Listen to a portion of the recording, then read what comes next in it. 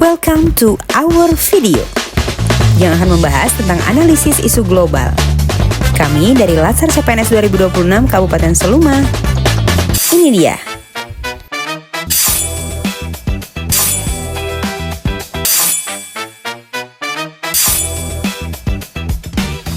Ada 3 rumusan isu global yang akan kami bahas. Yang pertama, kenaikan suku bunga global membuat cicilan utang luar negeri membengkak.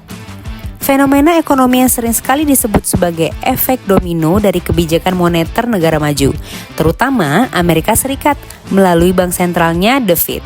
Dampaknya terasa melalui biaya pinjaman yang lebih mahal dan pemahaman nilai tukar, yang secara kolektif meningkatkan risiko gagal bayar jika tidak dikelola dengan mitigasi yang ketat oleh Bank Indonesia dan Kementerian Keuangan. Isu yang kedua, penyalahgunaan AI yang berujung penipuan. Penyalahgunaan AI ini atau Artificial Intelligence yang berujung pada penipuan merupakan krisis keamanan cyber global. Teknologi yang memungkinkan para pelaku kejahatan atau disebut dengan scammer menciptakan fake content atau konten palsu berupa suara dan juga video yang sangat realistis guna memanipulasi korban secara psikologis. Rumusan isu yang ketiga yaitu cuaca ekstrim yang tidak menentu akibat perubahan iklim. Perubahan iklim dapat menyebabkan cuaca menjadi sulit terprediksi karena suhu bumi memanas meningkatkan energi di atmosfer. Dampak yang ditimbulkan berupa badai yang lebih kuat, banjir, gelombang panas, hujan ekstrim, kekeringan parah, dan dapat mengancam keamanan pangan. Matrik penilaian kualitas isu dengan analisis APKL. Untuk isu yang pertama, ini kenaikan suku bunga global membuat cicilan utang luar negeri membengkak. Pada analisis ini kami memberikan nilai aktual 4 karena isu ini lebih banyak dibahas pada level nasional dan global sehingga aktualisasinya tidak dirasakan langsung oleh masyarakat umum. Problematik itu kami memberikan skor 4 karena meskipun berdampak signifikan, permasalahan ini bersifat makro dan tidak menimbulkan masalah operasional langsung di tingkat individu ataupun instansi. Kelayakan kami berikan skor 3 karena masyarakat tidak berhadapan langsung dengan masalah ini dalam kehidupan sehari-hari. Kemudian untuk kelayakan, bagi kami ini kurang layak, maka diberikan skor 2 karena untuk ditindaklanjuti, program ini berada pada wewenang pemerintah pusat dan otoritas keuangan. Kedua, untuk aktual kami berikan skor 5 karena penyalahgunaan AI ini sedang marak terjadi dan diberitakan. Isu ini juga berkembang seiring meningkatnya penggunaan teknologi digital. Kemudian problematik kami berikan skor 5 karena isu ini menimbulkan permasalahan nyata berupa kerugian finansial, penyalahgunaan data pribadi, serta tekanan psikologis. Kekhalayakan kami berikan skor 5 karena dampaknya itu sangat luas dan merata.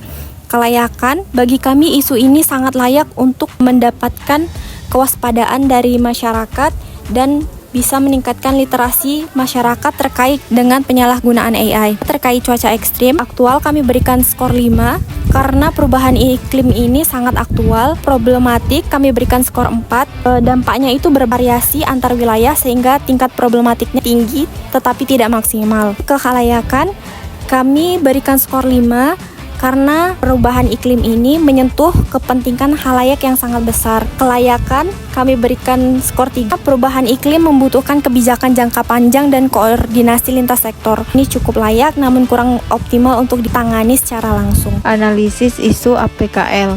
Berdasarkan hasil analisis menggunakan teknik APKL, didapatkan isu yang diangkat adalah penyalahgunaan AI berujung penipuan digital. Penyebab terjadinya isu penyalahgunaan AI berujung penipuan. Yang pertama, kemampuan membuat konten, deepfake, suara dan visual. Yang kedua, otomatisasi dan skala pesan phishing. Yang ketiga, demokratisasi AI. AI mudah diakses. Yang keempat, teknik manipulasi psikologis, sosial engineering. 5. Rendahnya literasi digital masyarakat. 6. Pembuatan bukti palsu. Yang ketujuh, keanoniman. Dampak penyalahgunaan AI yang berujung penipuan. Yang pertama ada kerugian finansial. Di sini korban bisa kehilangan uang dalam jumlah besar lewat deepfake suara atau wajah untuk menyamar jadi atasan, keluarga atau pejabat atau teman-teman kita yang lain. Yang kedua itu hilangnya kepercayaan publik. Dimana kalau penipuan berbasis AI ini makin marak. Orang tidak akan percaya lagi pada panggilan, video, atau pesan digital. Kepercayaan pada teknologi AI yang sah, perbankan, kesehatan, ASN, dan sebagainya. Ada kerusakan reputasi dan pencemaran nama baik. Di sini menyebarkan informasi palsu yang terlihat sangat meyakinkan. Sekali tersebar, maka reputasi korban bisa rusak permanen meski sudah dibantah. Ada dampak psikologis pada korban. Korban akan merasa malu, cemas, trauma, dan kehilangan rasa aman di ruang digital. Ada beban hukum dan penegakan hukum. Hukum sering tertinggal dari perkembangan teknologi AI. Sulit melacak pelaku karena identitas palsu dan server luar negeri. Akibatnya banyak kasus yang tidak tuntas. Ancaman terhadap stabilitas sosial. Manipulasi opini publik lewat konten palsu yang tampak real ini bisa memicu kepanikan, konflik, bahkan kerusuhan. Ketujuh, ada pencurian identitas dan pengambil alihan akun. Akun diambil alih untuk mengajukan pinjaman online palsu dan mensimulasikan identitas orang lain, sehingga itu sangat merugikan korban. Terakhir, ada risiko pada tingkat korporasi dan bisnis. Upaya pencegahan penyalahgunaan AI untuk penipuan digital seperti deepfake audio atau video, phishing yang sangat personal, hingga automated scamming memang menjadi ancaman serius saat ini. Upaya pencegahannya tidak bisa hanya dari satu sisi, melainkan harus melibatkan kolaborasi antara teknologi, regulasi, dan kesadaran pengguna. Upaya konkret untuk mencegah penipuan berbasis AI, pengembangan teknologi deteksi, penguatan protokol keamanan, edukasi dan literasi digital masyarakat, regulasi dan standar hukum. Implementasi pencegahan penyalahgunaan AI menggunakan safe word sebagai teknik analog yang paling efektif untuk melawan deepfake suara atau video. Jangan pernah melakukan transaksi atau memberikan data berdasarkan panggilan yang datang kepada Anda. AI membutuhkan data untuk meniru Anda. Semakin banyak sampel suara dan wajah Anda di internet, semakin mudah Anda dipalsukan. Jangan hanya mengandalkan kata sandi atau verifikasi wajah yang bisa ditembus dengan virtual camera injection.